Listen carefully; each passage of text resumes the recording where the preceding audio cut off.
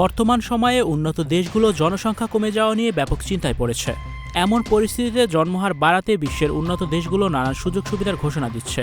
তারপরও দম্পতিদের মাঝে সন্তান জন্ম দেওয়ার প্রবণতা দেখা যাচ্ছে না। আর এজন্য অভিনব এক কৌশল চালু করতে যাচ্ছে রাশিয়া। দেশটি দীর্ঘ ৩ বছরেরও বেশি সময় ধরে ইউক্রেনের সঙ্গে যুদ্ধ করে যাচ্ছে। এতে মস্কোকে বেশ জোরালোভাবে অর্থনৈতিক চাপ মোকাবেলা করতে হচ্ছে। পাশাপাশি দেশটির নাগরিকদের মাঝে অর্থনৈতিক অনিশ্চয়তা তীব্র আকার ধারণ করেছে। এতে করে অনেকেই সন্তান জন্মদানে আগ্রহ হারিয়ে ফেলেছে। তবে সন্তান জন্মদানে যেন দম্পতিরা আগ্রহী হয়, এজন্য রাতের একটি নির্দিষ্ট সময় পর্যন্ত বিদ্যুৎ ও ইন্টারনেট সেবা বন্ধ রাখার কথা জানিয়েছে রাশিয়া। জানিয়ে দেশটিতে তীব্র আলোচনা সমালোচনার সৃষ্টি হয়েছে। রাশিয়ার নীতি নির্ধারকদের ধারণা, রাতে বিদ্যুৎ ও ইন্টারনেট বন্ধ রাখলে এতে মানুষ স্ক্রিন থেকে দূরে থাকবে এবং পরিবারকে বেশি সময় দেবে, সন্তান নেওয়ার আগ্রহ বাড়বে। প্রস্তাবের পক্ষে যুক্তি দেওয়া হয়েছে, স্মার্টফোন ও সামাজিক যোগাযোগ মাধ্যমে অতিরিক্ত সময় কাটানোর কারণে মানুষের ঘুমের সমস্যা বাড়ছে, যার ফলে কমছে দাম্পত্য সময় ও পারিবারিক যোগাযোগ, আর এতে জন্মহারে প্রভাব ফেলছে। এদিকে জনসংখ্যা বাড়াতে আরও কিছু বিতর্কিত প্রস্তাব আলোচনায় এসেছে, যার মধ্যে রয়েছে মিনিস্ট্রি অফ গঠনের ভাবনা এবং সন্তান জন্ম দিলে আর্থিক ভাতা দেওয়ার সুপারিশ।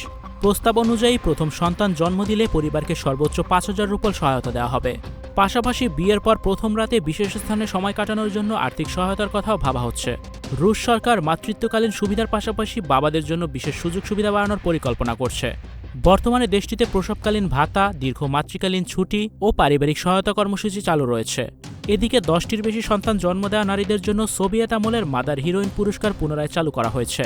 রুশ প্রেসিডেন্ট ভ্লাদিমির পুতিনকে জন্মহার কমে যাওয়া নিয়ে প্রকাশ্যে উদ্বেগ প্রকাশ করতে দেখা গেছে। গেল বছরের শেষ দিকে তিনি কর্মক্ষেত্রে মধ্যাহ্নভোজ বা কফি বিরতির সময় সন্তান জন্ম নেওয়ার বিষয়ে মন্তব্য করে আন্তর্জাতিক অঙ্গনে ব্যাপক আলোচনার সৃষ্টি করেছিলেন। রাশিয়ার পরিসংখ্যান সংস্থা রোজস্টাটের তথ্য অনুযায়ী ২০২৪ সালে দেশটিতে মাত্র ১২,২২,০০০ শিশুর জন্ম নথিভুক্ত করা হয়েছে, যা ১৯৯৯ সালের পর সর্বনিম্ন।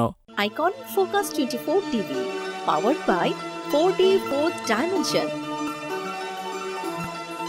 আমাদের চ্যানেলটি সাবস্ক্রাইব করে আমাদের সাথে থাকুন।